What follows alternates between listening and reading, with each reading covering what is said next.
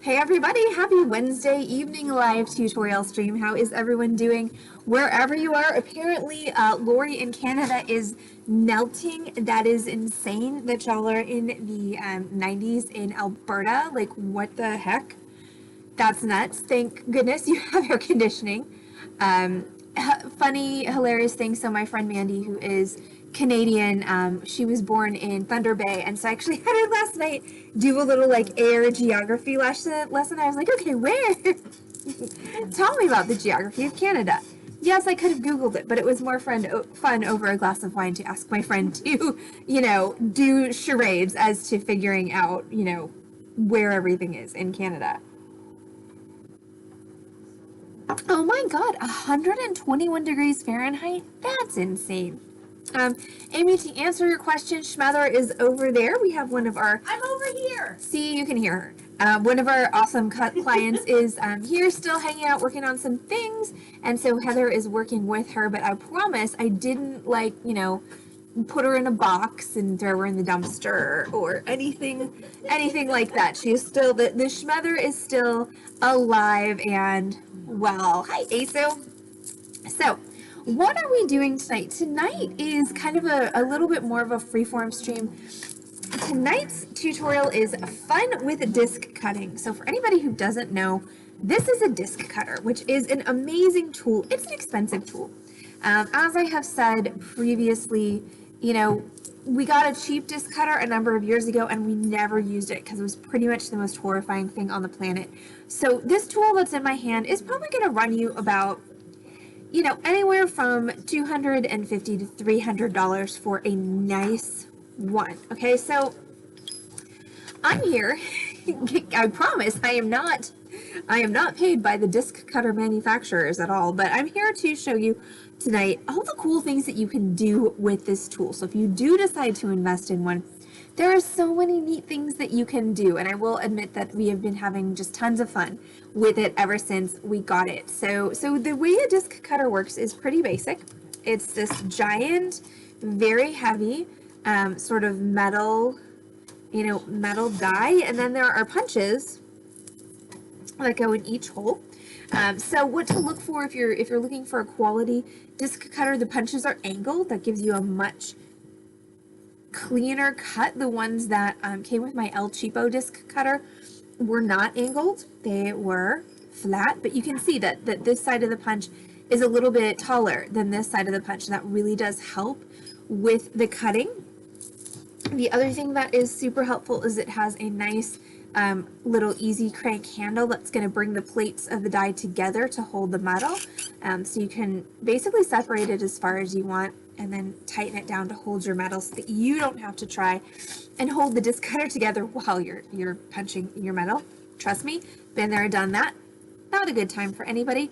And there was something else I was going to say, but I don't know what it was. Oh well, it'll come back to me or it won't. You need a good heavy hammer to use with your disc cutter. I use a brass stud blow hammer. That's my favorite because that's not going to damage the ends of your punches, but you can definitely use a household hammer as well. Thanks! Thank you, Smee! I put on a new set this morning. I know it's a week early for a new set, but I actually, so I spent my day off yesterday, which, I mean, questionable decisions for sure, but I spent my day off yesterday moving about 3 tons of flagstone because somebody had it on Facebook Marketplace for cheap. And I've been wanting flagstone for my back seating area. So yeah, definitely moved by hand. Using a vehicle, but loaded and unloaded about 3,000 pounds of flagstone, I think, and popped off every single one of my nails. Every single one by the end of that trip. Like, I had work gloves on and the nails were just like rattling around in the work gloves. So it was pretty hilarious. So yes, I pulled out the coppery nails. So thank you for noticing, Amy. Okay, so what else do you need to make your disc cutter work? You need a big ass hammer. Like I said, I'm using my brass dead blow hammer. And then you're gonna need some sheet metal. So I've had really good luck with this disc cutter cutting 24 and 22 gauge sheet metal, and of course 26, 28, thinner gauges as well. At some point there is going to just come a point where your sheet metal is too thick and your disc cutter won't cut it. And with most things like, you know, metal shears, disc cutters, all of those things, like when you get bigger than 22 gauge, that's when you just have to just go for the saw. You can't use the cheater tools anymore. Now there are cutters out there that are not just for discs. They actually have these for all kinds of different shapes. I can't necessarily vouch for the quality of all of them, but they do have heart cutters. They've got oval cutters. You know, they've got lots of different cutters out there. Big ass hammers are definitely available at Lowe's for sure. I don't know that big ass brass hammers are available at Lowe's, but you can definitely find a big ass hammer at Lowe's for sure. Funny story from yesterday with the flagstone. So it came from a demo site here in the Park City. Somebody was, and this really always gets me. Like, I get that it's a thing, but like somebody was tearing down a perfectly lovely home that I could never afford in my life, and then they're going to build a super ultra giant home that I could still never afford in my life, but that's not going to be nearly as charming as the home that they tore down. Like, it's a thing here in Texas is, you know, literally buy the house for the lot, tear down the house, build something giant and new. It just always, as someone who loves old things and vintage things and kind of quirky things, it always kind of sticks in my craw a little bit. But I definitely benefited from this demo because I got this. I'm sorry, I have to share the picture of my giant pile of rocks, and then I promise I'll actually start teaching things. But yeah, so I got this giant pile of flagstones, all of those, $400, which I was pretty happy with, considering that I was pricing like new flagstone, and it was like, you know, one pallet, 100 square feet, $800. I'm like, no, this is not in my budget. So I was super happy with my flagstone find yesterday, but yeah, it did completely destroy my nails. Also, I bashed my finger. My poor little pinky on my left hand is all swollen up. Like, this is my normal pinky, and that's my swole pinky. So it's not broken, I promise. Like, I can move it, and the swelling's going down, but I definitely did bash it, and now it's just swollen like a poor little sausage. So anyway, okay, so disc cutters, metal, disc cutter, big ass hammer. Okay, these are your musts. Now, other things that can help you make things out of the things you're going to cut with the disc cutter are metal shears. Can be helpful, a dapping block and dapping punches. So that's the thing that makes things domed. We're going to do a little bit with that. A hole punch is helpful to actually, you know, punch holes in your things so you can connect them to each other. Jump rings of some sort are also good. Also, if one, you know, remembered such things as some pliers and wire cutters would also be good. So I'll go grab a pair of pliers in a bit. But let's talk about smashing things first. Yes, it's Wednesday. It's a good day to smash things. I feel like we should change the name of Wednesday from Hump Day to Smash Day. Just saying. Okay, so I'm going to start by cutting a few of my largest discs. So I'm going to cut a few of the largest size of my disc cutter, and those are going to kind of be my basis. And then I'm going to show you what you can do with some of those once you've cut them. So you're going to take your metal, and you just want to make sure that you've got enough room to slip it in there. You're just going to slip it in.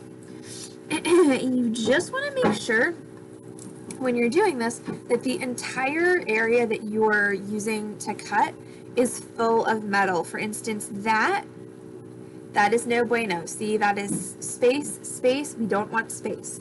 No space here. Okay, so just completely full of metal. I'm going to twist down my little handle to hold the two plates of my disc cutter together and hold my metal. Take my punch. I'm going to put it slanted side down. All right, this is going to be loud, y'all. So if anybody is needs to mute me, you've got 5 seconds to do it. 5, 4, 3, 2, 1. Here we go.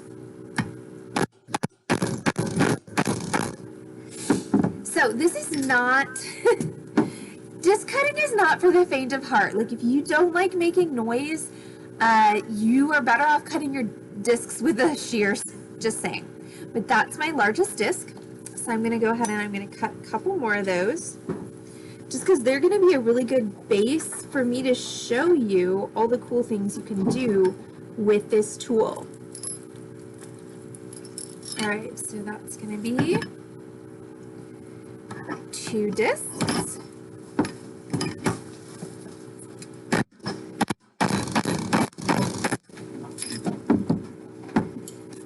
I think I can get 4 out of this little sheet of metal.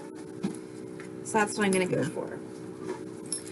And this is copper sheet metal that I'm using. I've also got some bronze that I'm going to use in a minute to cut some smaller discs out of. So any metal is good for this. I mean, copper being a little bit softer for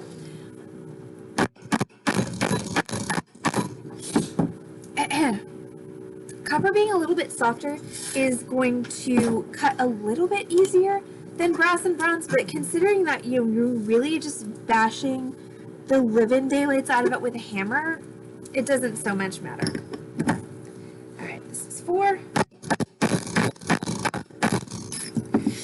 Also, oh my gosh, my arms are so, my everything is so sore from moving that flagstone.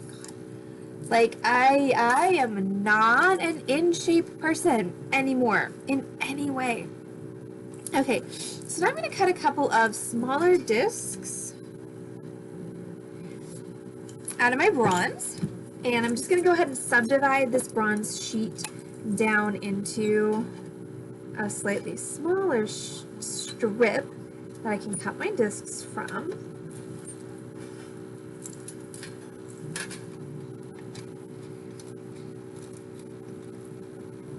This is my metal cutting face, y'all.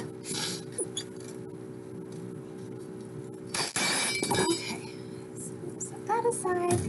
Okay, so now I'm going to cut some smaller discs, and I'm going actually 2 sizes down because I've got thoughts, I have ideas. So I'm going to go to this one, and once again, just throw that in there, tighten it down, slanted side goes down, and smash. Pretty sure that Heather actually moved all of her stuff away from the edges of the table for this tutorial, since I don't hear things that are just like falling down, unlike the last time I did this, where everything was just falling.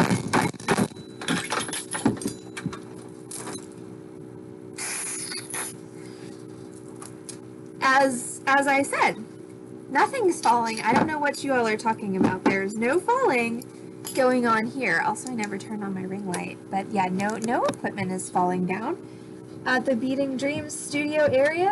None at all. Not my light, not the holder for my light, not anything like that. Hey, Tanya! I know, right? Earthquake. It's real, yo. Oh dear. No. Also, I totally just didn't, just hit my head, except for the fact that, of course, I did actually hit my head. Okay, so once I put the studio back together, I'm going to continue, right? All I have from yesterday's lifting, Amy, is an awareness of all of the muscles and how much they can hurt. Hey, Jan. Like, I vaguely remember this from back when I was actually, a dancer, and so a person who was relatively, athletic in an artistic sense, and this was always the, the first day back to classes after summer vacation was always like, you did it, and you knew, like, the next day, it was gonna suck, and it was gonna continue to suck until you, worked through it and got back in form. But oh my gosh, yeah, I definitely had delusions about how in shape I was. They were wrong.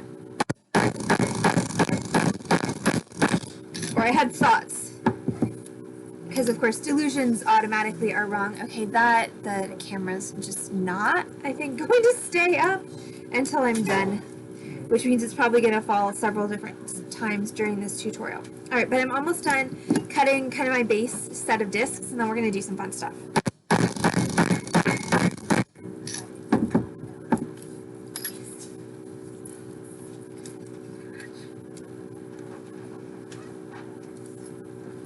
And of course, my poor swollen pinky is not helping matters either.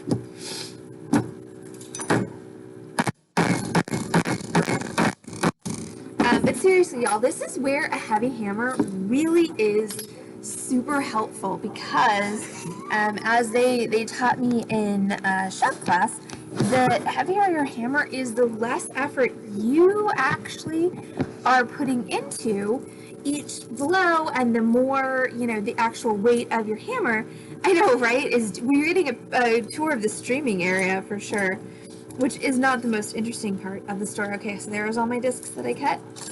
Okay, so let's talk about some cool, fun stuff that you can do with your disc cutter. So what you saw on my project photo is I basically took my disc cutter and I used it to, you know, I used the smaller disc cutters to cut, you know, shapes, to cut a pattern of circles out of my larger disc. So let's go ahead and do that. Let's see, we're gonna go with this one, this one, this one, and this one. Okay, so I'm gonna start with the larger one, which is that one.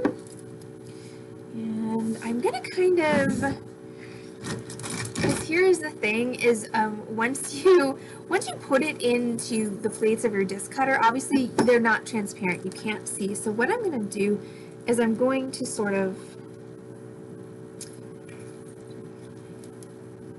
I don't want to use that one. I'm second guessing myself. Alright, I'm just going to kind of trace on here where I want these cuts to go. Because once again, it's not transparent. Once I get my metal in there, I can't really see. And so I'm just making myself kind of a little sleepy face, but I'm just making myself some very rudimentary markings so that I know where I want to line this up in my disc cutter. So I can just line that up with my marking and get my cut approximately where I want it. So I take my punch, put that in there, pound the crap out of it. The smaller ones are easier. And so also notice every time when you do this, when you're cutting shapes out, you get a bonus little disc every time.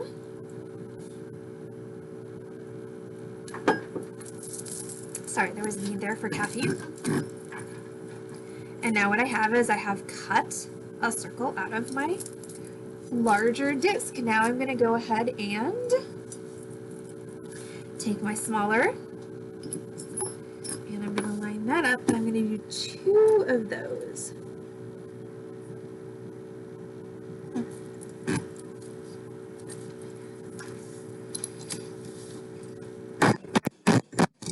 So exponentially quicker than doing this with a saw, and you get really clean cuts. You get really nice clean discs, and your burring on the back is minimal. There is a little bit, but really not a lot. It's going to be pretty easy for us to clean this up with our pliers, or not with our pliers, with our steel wool. So shouldn't be difficult at all. All right, last one on this. All right, so I'm going to set those discs aside, and I have now, oh, don't fall over, please. Hey, thank you. All right, so now I have this. So I have this cute little Swiss cheese thing going now. This could obviously be a pendant. I could take this and I could punch, a couple of holes next to each of these, and I can hang a stone from each of these. What I'm going to do, though, is I'm going to adapt it. So for anybody who remembers how a dapping block works, you're just going to take your disc and you're going to put it into the smallest depression in your dapping block that it will drop down into, and then you're going to find the dapping punch that goes with that section of your dapping block. And apparently if you're me, you're going to have a really hard time getting your dapping punch out of the ice cream container. that I put them in. All right, so I'm gonna just put that down. And so I've got the ball part of that punch on top of my metal, like so.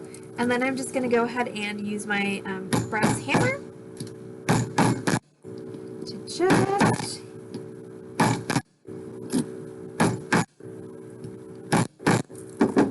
dome that out. Like so. Now this is something that sometimes happens when you dome stuff, is this one's stretched a little bit. So, you know, these things happen. It's not ideal, but you are, you know, deforming and reforming your metal. Now what you could do if that was really bothersome to you is you could just take a file and you could just sort of round that out here, cut a little bit more metal out to make a round shape instead of an oval shape. Okay, so now I'm going to take this and I'm going to make a little 2-layered pendant out of it. And I can actually even cut a hole in the back if I wanted to. Alright, so I'm going to take this disc and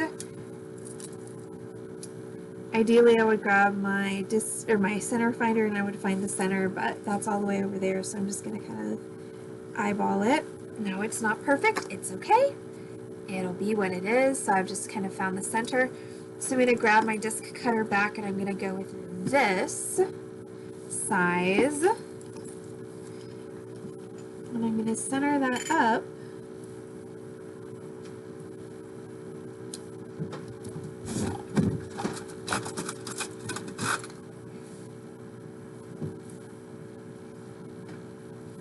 So that my little crosshairs are, you know, approximately in the middle of my disc cutter, and I'm going to go ahead and cut that out.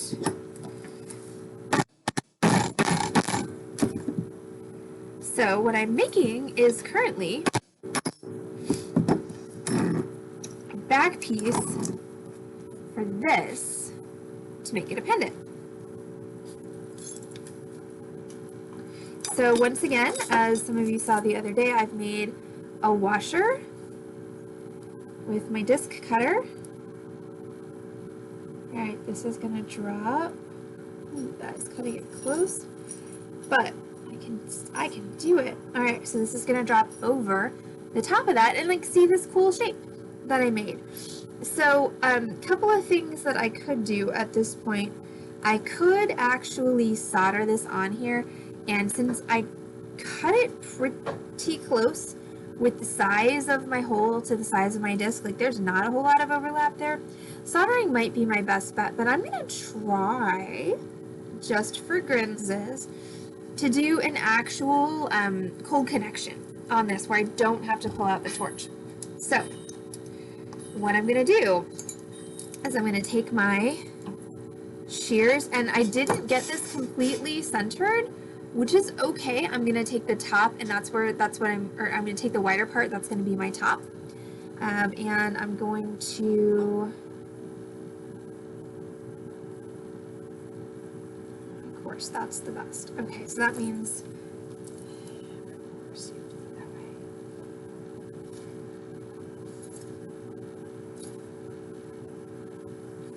I didn't know Linda lurks on our streams. I didn't either until tonight. Okay, so I've got this wider part, that's going to be my top, that's going to be my hang hole. I made 4 more marks. These are going to be my prongs. So what I'm going to do is I'm going to go about, and I'm just eyeballing this, but I'm going to go about 1/16 of an inch on either side, and I'm just going to snip with my metal shears. So notice I'm not snipping all the way through, okay? I want to leave at least a solid millimeter of metal in there or it's not going to work. Now, I also completely snipped the wrong marking. Good job, Allison. All right, bye, Jan. All right, well, since I've already snipped it, now there is no help for this, so we have to go with the other ones in that marking set. I'm just gonna blame the flagstone. Ooh, that one's really close. That one may or may not work. But yeah, I'm gonna blame the flagstone for my complete brain deadedness there for a moment. Okay, now's where I need to run and grab the pliers. I'll be right back.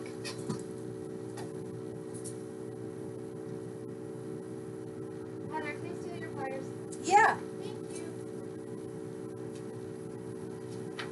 I just took one pair of chinos. Okay. Okay, so now that I've cut these, what these are going to become is prongs to set my little disc. So I'm going to pull them up like so, so that they're bent at a 90-degree angle to my kind of base here. I'm going to be really careful about this one that I cut extra close, because if I bend that too much, it's going to snap off. And then I will be a sad panda on the internet. Okay, so I've kind of taken those all and I've bent them. I've bent them up. Now we're going to take a minute and we're going to finish these so that they're not sharp. So that's going to be a job for usually just, because this disc cutter cuts really clean. So usually you just need your quadruple zero steel wool. Sometimes if you've got a really rough edge for whatever reason, you're going to need your 320 grit sandpaper. But really, the steel wool most of the time will take care of this. So I'm just going to take my steel wool and I'm going to buff on all of the edges. And the goal here is we want edges that are neat and smooth. Like you want to be able to, wow, okay, maybe that was too much light. You want to be able to run your finger along this edge without having fears that the metal is going to, you know, lacerate you, because nobody likes stabby jewelry. Okay, so I've got all my edges on that. Now I'm going to go ahead and do the edges on this, even though this is going to be down on the pendant base, so theoretically no one's going to touch it. Never hurts. If you wanted to sandpaper texture this top piece, you also could. This is one Sam where your 320 sandpaper is going to come in handy. If I wanted to, I could totally do a sandpaper kind of satin texture on that.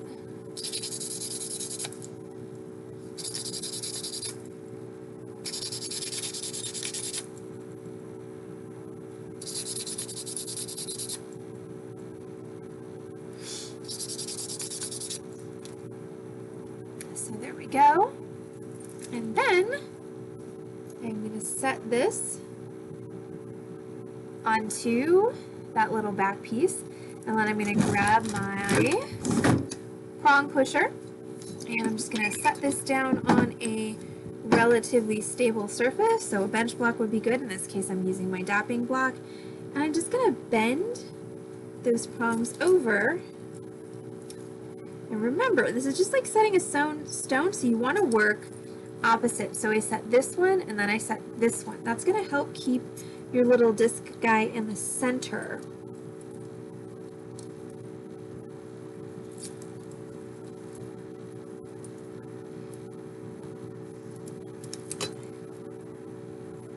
And if you need to, you can also grab a chain nose pliers.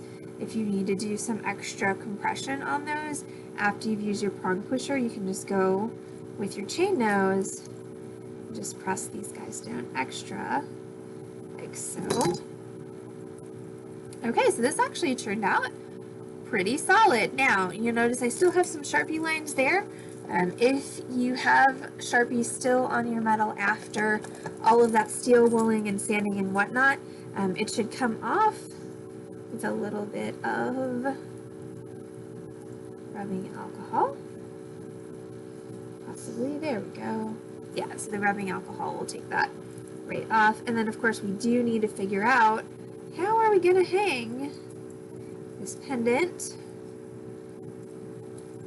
We're gonna use a hole in a jump ring. So where do I want the hole? I'm gonna find the widest of my little edges here. I think it's that one. And let's see if I can do this with my hole punch. Yeah.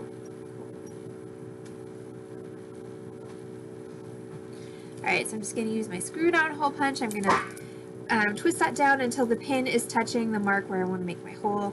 Go all the way through my metal and then back it up. Like so. Until your piece falls off of your hole punch on its own. Ta-da! And then I'm going to grab one of those jump rings that I had earlier.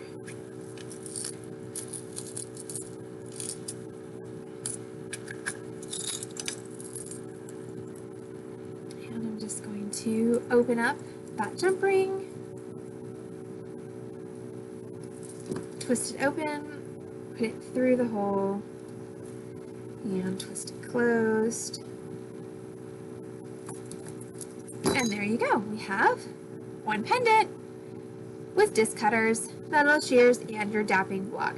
You could even take this one further, and you would want a slightly smaller hole in relation, like you would need a little bit more of a lip there, but you could totally put a round cabochon under that and then put the little Swiss cheese bit over it, and that would be really fun. So that is one fun with disc cutters project. Now let's go ahead and use some of our discs that I cut, and we're gonna make the pendant, or a similar pendant to the project photo, which is this one here.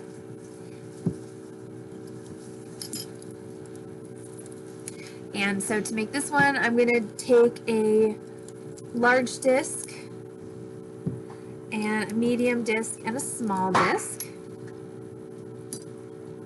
These three. And then I'm going to figure out, and I'm going to be lazy, so I'm going to punch the same size of hole in each, so figure out what's going to work for all three of them. I think that this one's going to be better. Okay, so then once again, I'm going to grab my disc cutter. That's this hole, so we're going to start with my big disc, and I'm going to do this kind of randomly. I'm just going to shove that disc in there, and I'm going to cut, and I'm going to see where it ends up. So I'm going to cut my hole in that one.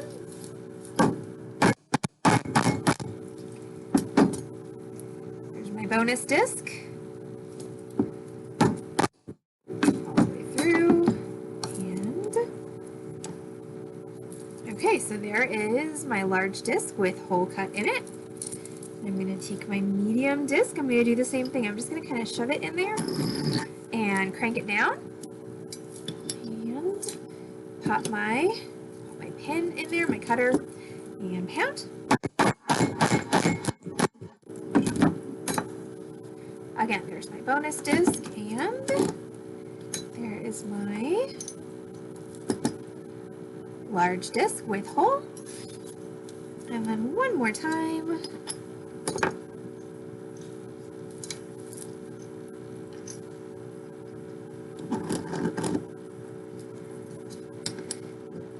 In there.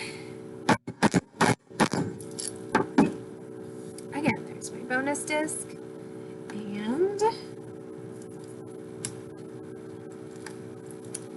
there is my cut piece. Okay, so now we're going to assemble this pendant. So why did I make all three of my cutouts the same size? Because now I can use these three as accent dangle pieces on the bottom of my pendant, and they're all the same size. Now, do they all have to be the same size? No, of course they don't. I've got one that's got some Sharpie on it still from previous cutting, so we're just going to take that off. Okay, so first things first. First thing is we're going to steel wool all of these edges inside and outside, because once again, there's nothing more off-putting to clients or gift recipients or anyone who you're, transferring jewelry to than jewelry that is hurtful to oneself or to one's clothing. Also, it does bear mentioning that there really is a right side and a wrong side of your disc cut piece. So this is my right side. This is actually the side that the punch entered from, and you can see the cut is a little bit rounder. This is the back side, and that's where your little bit of burring is going to happen. So it's mostly the back side that you're going to, backside and the edges that you're going to concentrate on with your steel wool, and it's always going to give you a cleaner look if you start with the front, if you use the front of your disc cut piece actually as the front. So that's 2. And I have used 2 different metals for this. So I've got 2 copper circles and 1 bronze circle. And then, of course, my bonus discs are the same. So I'm going to go ahead and steel wool those. If you don't want to take the time to steel wool and you have a tumbler and you have time to spare, you can totally take all of these discs and washers and everything that you've cut, and you can just throw them into your tumbler and let them tumble for a day or 2, and that'll do a really spectacular job of removing all of the burring. And you don't need to, then you don't need to worry about it. But of course, that requires that rarest of all commodities, time. So if you don't have time, buffing with steel wool is more effort, but it does get you to your finished product more quickly. Okay, so now we're going to have to punch some. Also, this is a fun soldering project right here, of taking like my copper cutout, and I could totally solder that into my bronze washer here, which it's hard kind of to see the difference in metals, but then I could take that and then I could dap that, and that would make a really cool pendant piece, or I could just hang it as it is. So lots of fun things, so many fun things that you can do with this. Okay, so I'm gonna go with this configuration for my pendant. So I'm going to line these up like so. I'm going to do the smallest one, then the medium one, then the bottom one. So I'm going to grab my Sharpie, and I need to make some marks for punching holes. Alright, so you need to make sure, of course, that you've got enough metal to successfully punch the hole. So for instance, on this small one, like this little rim here, not an option. Now what I could do is I could just put a jump ring around that and punch the hole here in the bottom if I wanted to, but I'm gonna put it off center, and I'm gonna do 2 holes, one top, one bottom. The other cool thing about discs you cut with a disc cutter is you can be pretty sure they're symmetrical, so if you want to, you could actually use a center finder to line up your holes. Am I doing that right now? Of course I'm not. I'm just eyeballing my holes. But if eyeballing does not sound appealing, you can use tools.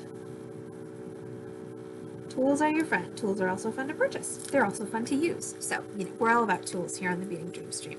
So, this is my top one. It's got 2 holes, 1 top, 1 bottom.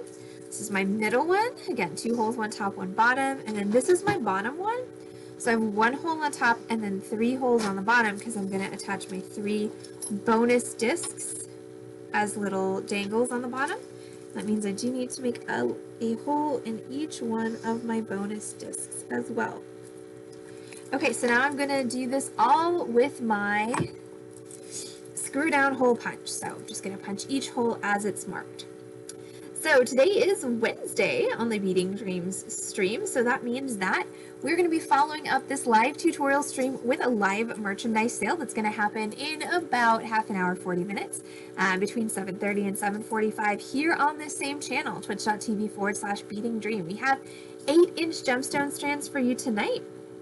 More of the same vendor's merchandise that I was selling on Saturday, because that trunk show is going back to the vendor next week, and I want to make sure to get all of it in front of all of you before it goes back. So it's going to be 8-inch strands tonight at 7:30 for our Wednesday evening live merchandise sale. Also this week we have our Zoom crafty cocktail hour, so if you are looking for some cool people to hang out with for a couple of hours and craft, or not, you don't have to craft. We're not going to kick you out of the group if you don't craft, but if you just want to hang out with us and craft or not craft, chit chat, if you have any, projects that you need opinions on, we're a very opinionated group. We're always happy to deliver opinions, whether solicited or not. So that is going to be Friday, from 6 p.m. to 8 p.m. So you will not find us on Facebook, you will not find us on Twitch. On Friday, you'll find us on Zoom. If you've Zoomed with us before, of course, it's the same credentials as previous meetings. If you've never Zoomed with us before, or if you have misplaced those credentials, just email us at beatingdreamsdallas@gmail.com. We'll be happy to send you the meeting information. Of course, we will, as usual, send out an email, hopefully on Thursday.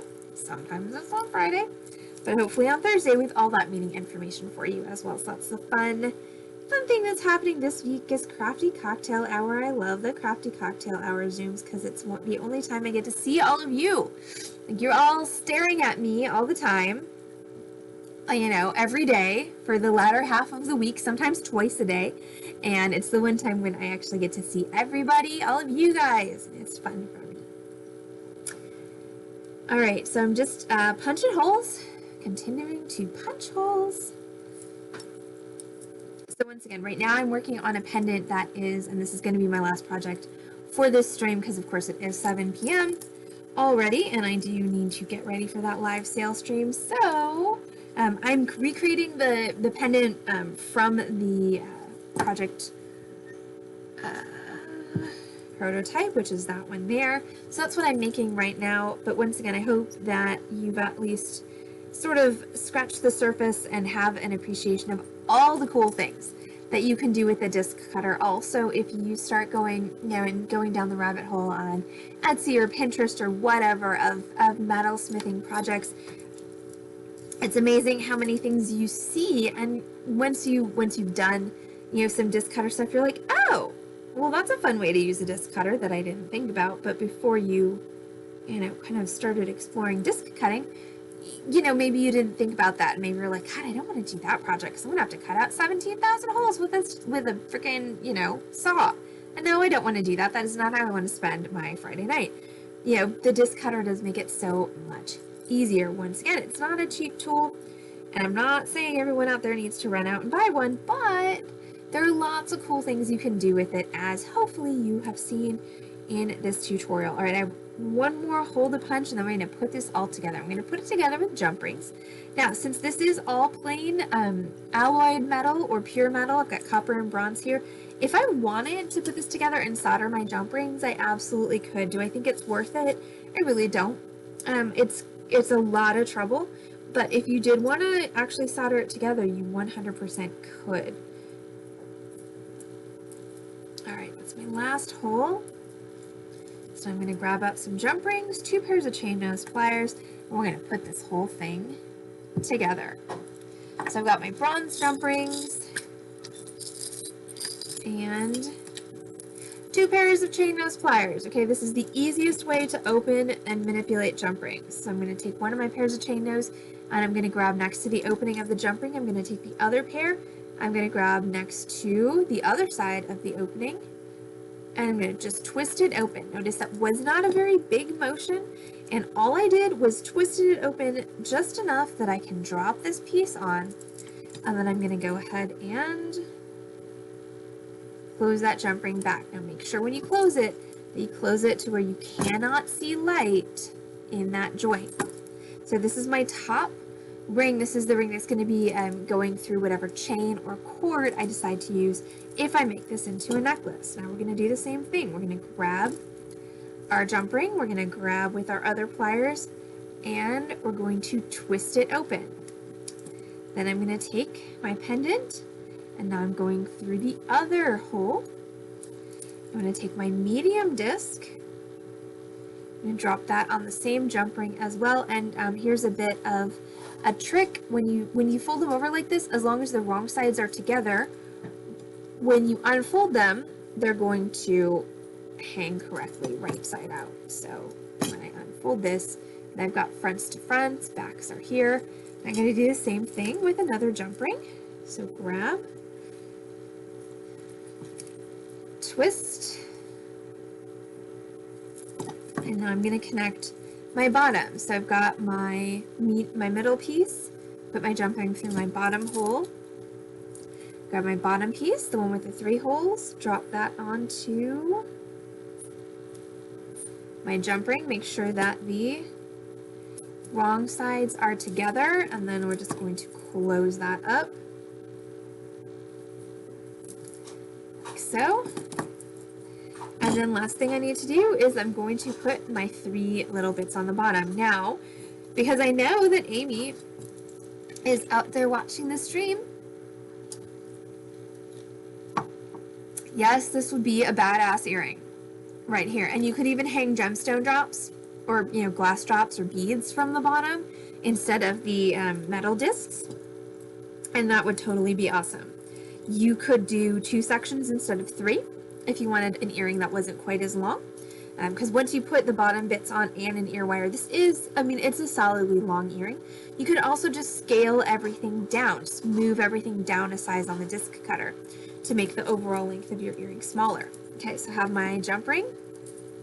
I'm going to twist. And once again, I'm going to go to my bottom section that has 3 holes, and I'm going to take one, attach the jump ring, attach my piece. Once again, wrong sides together, and then go ahead and close it up. Make sure you close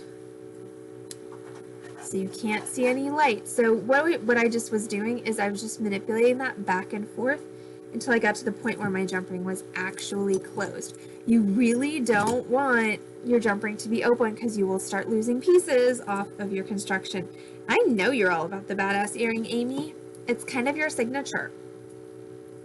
All right, so open that jump ring. I'm gonna put on my middle little disc. And once again, these are just the bonus discs. These are my cutouts. Okay, this is what happened when I cut this out. And that's another reason that I do like a disc cutter over a saw. Aside from the fact that it's exponentially easier, is your cutouts are usable pieces. Like if you were using a saw, you'd have a hole in this and it would not be nearly so pretty. ASO is not wrong. You could also stamp things on, so this could be a great mother's pendant, where you could stamp names of children, you could stamp birth dates, you could also just stamp names or initials on the 3 pieces here. So it could be great family jewelry, and you could absolutely stamp or texture any of these however you wanted. So that's a fantastic idea. All right, last jump ring open. And attach. Now, what I said about back sides, you know, wrong sides together, holds equally true for if you've got the right sides together, it's also going to unfold correctly. Close that jump ring up.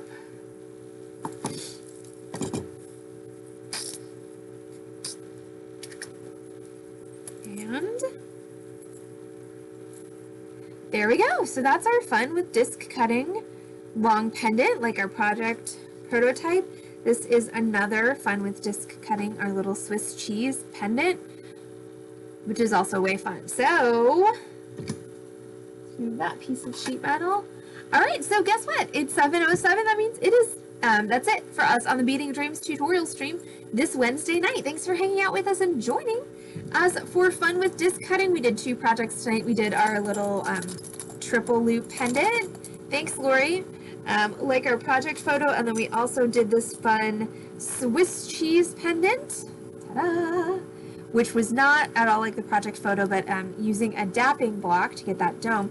Another really fun thing you can do using your disc cutter plus other tools, and that's why my tool list is kind of so all over the place tonight, is because you need these things, and then all of the rest of these things are going to be kind of dependent upon which project did you decide to do, or what are you trying to accomplish using your disc cutter. Also, can Allison get her dapping punch back into the Talenti container? Apparently the answer to that right now is actually no, I cannot. So I'm gonna fight with that more off camera. Ha, got it.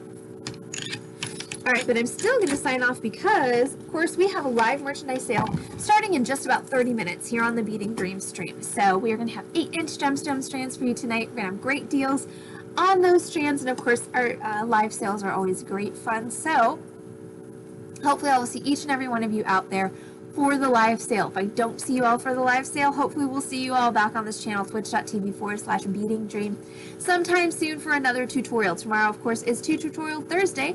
So we have our noon stream tomorrow. Ta-ta, Amy. We'll see you in a minute.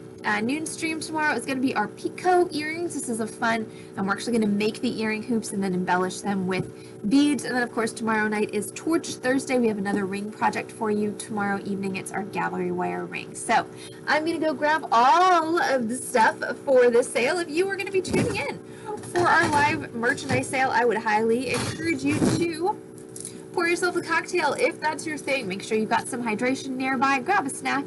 If you need it, get comfy, get cozy, and get ready for some beading retail therapy right in the comfort of your home, office, or wherever you happen to watch the Beading Dreams stream. So I'm going to go get stuff together for the sale. Heather and I are also going to close Beading Dreams in the store, and we will be back on this channel, twitch.tv/Beading Dream, in about 30 minutes with our live merchandise sale. So everyone have a great half an hour, and we'll see you soon.